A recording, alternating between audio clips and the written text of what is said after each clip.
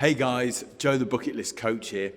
We get asked all the time about injuries, about coping with the day-to-day niggles that get picked up, but then get compounded with the exercise and the training that we're doing. See, unfortunately, nowadays we're not living like we used to do. So we're already behind the bloody 8 ball. We're sitting on our asses most of the day. We're in this kind of bent over, hunched over position, riding a desk. And it's because of that we're getting issues around our hips, around our backs, around our shoulders.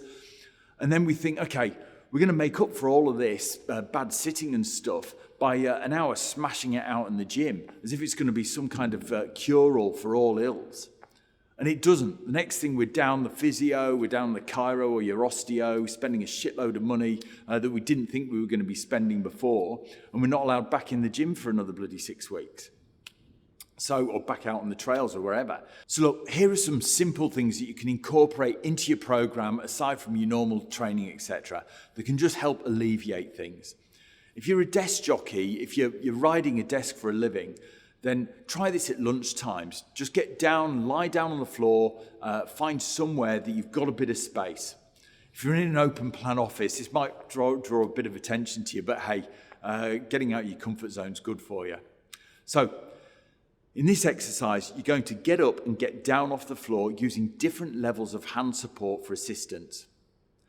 I want you to lie down on the floor using your hands, touch your nose to the floor. Stand up, lie back down again, touch the back of your head to the floor. Stand up and do the same with one hand, touching the back of the head to the floor. Stand up, do the same, touching the front of your head to the floor. And then repeat the same on the other side with one hand. And then I want you to do it with no hands and without using any elbows.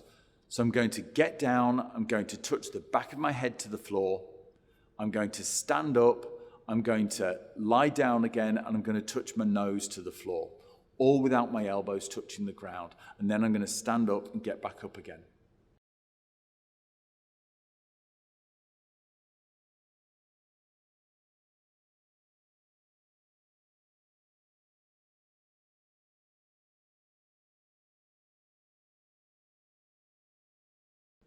Now, if you do that over a period of just 5 minutes, doing that every day, we'll have put the hips through all kinds of ranges of motion. You see, we've lost contact with the ground and the natural environment and the natural movements that our hips are meant to go through.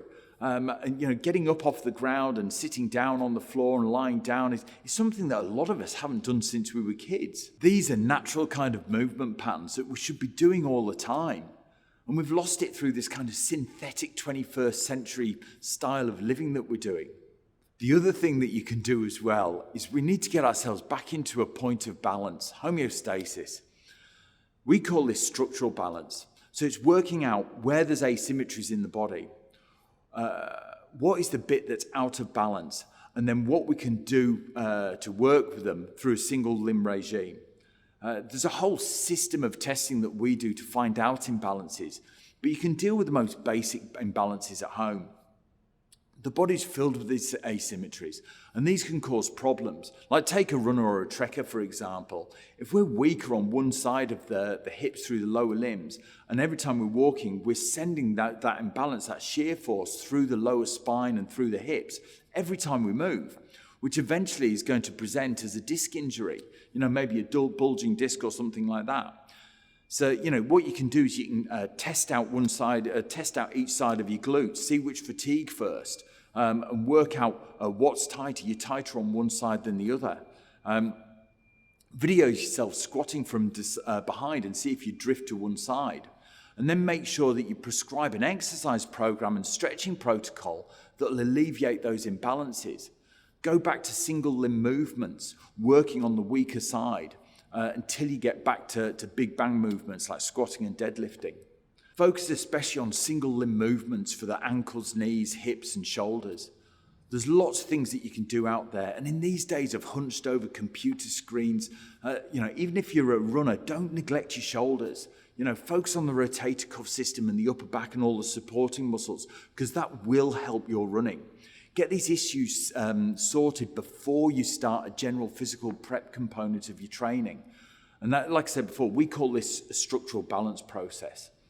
Another thing that I love to do, which I do on a daily basis, is when I get up first thing in the morning, I just do a really simple yoga sun salute. I only do 1 or 2 rounds, it's 4 a.m. in the morning. So I just do a quick round that takes me through all the movements, that gets me going, just loosens things up a little bit. I don't count it as an exercise session. It's just a bit of movement after I've got out of bed, just to lubricate the joints and start my day.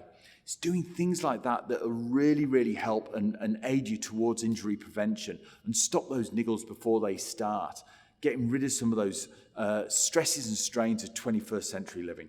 Anyway, look, give them a go.